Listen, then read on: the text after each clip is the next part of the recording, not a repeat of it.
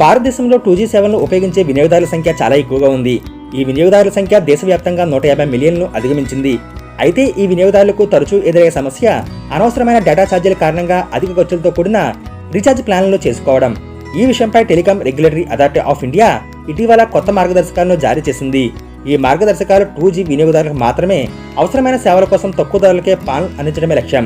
ఇటీవల Troy 2G వినియోగదారుల కోసం కొత్త మార్గదర్శకాలను ప్రకటించింది. ఈ మార్పులు ఆపరేటర్ల ద్వారా సరసమైన రీఛార్జ్ ప్లాన్లను ప్రారంభించుకోవడం కోసం అవసరమైన శాశ్వత మార్పులను అందిస్తాయి. ప్రస్తుతం ముఖ్యంగా వాయిస్ కాల్స్, SMS సేవలపై ఆధారపడే వినియోగదారులు తమ మొబైల్ ఫోన్ రీఛార్జ్ వినియోగంలో అధిక ధరలను చెల్లించాల్సి వస్తుంది. ఈ వినియోగదారులు తరచూ 3G లేదా 4G డేటా అవసరం లేకుండా కూడా ఆర్థికంగా ఎక్కువ ధర ప్లాన్లు కొనుగోలు చేయాల్సి వస్తుంది. దీంతో ఈ సమస్యల పరిష్కారం కోసం ట్రాయ్ డిసెంబర్ 24, 2024న ఈ కొత్త మార్గదర్శకాలను ప్రకటించింది.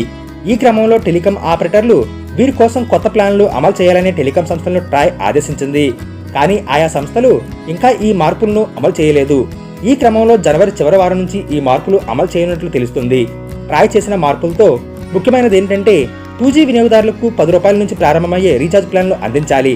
దీంతో టెలికాం ఆపరేటర్లు తమ సొంత నిర్ణయం ప్రకారం టాపప్ వోచర్లను జారీ చేయాలి. వాటి ధర వినియోగదారులకు అనుకూలంగా ఉండాలి. ఆన్లైన్ వృద్ధిని దృష్టిలో ఉంచుకుని ట్రాయ్ ఫిజికల్ రీఛార్జ్ సిస్టమ్ను తొలగించాలని నిర్ణయించింది. దీంతో వినియోగదారులు రీఛార్జ్ చేసే ప్రక్రియను మరింత సులభతరం చేసుకోవచ్చు. ఇప్పటికే ఉన్న స్పెషల్ టారిఫ్ వోచర్లు మరో కీలకమైన మార్పు జరిగింది. మునుపటి 90 రోజుల చెల్లుబాటును ఇప్పుడు 365 రోజులకు పొడిగించింది. దీని ద్వారా వినియోగదారులు 1 సంవత్సరం పాటు అంగీకరించే ప్లాన్కు ఉపయోగించుకోవచ్చు. ఇది దీర్ఘకాలిక కేటాయించిన సేవలకు అవసరమయ్యే వినియోగదారుల కోసం ఉద్దేశించినది. అలాగే ఈ మార్పు 2G వినియోగదారులకు ప్రత్యేకంగా ఉంటుంది.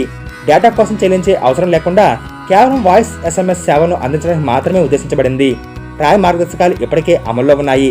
కానీ టెలికాం కంపెనీలు ఈ మార్పులను అమలు చేయడానికి కొన్ని వారాలు పట్టే అవకాశం ఉంది. 2025 జనవరి చివరి నాటికి ఈ సరసమైన రీఛార్జ్ ప్లాన్లు మార్కెట్లోకి రానున్నాయి.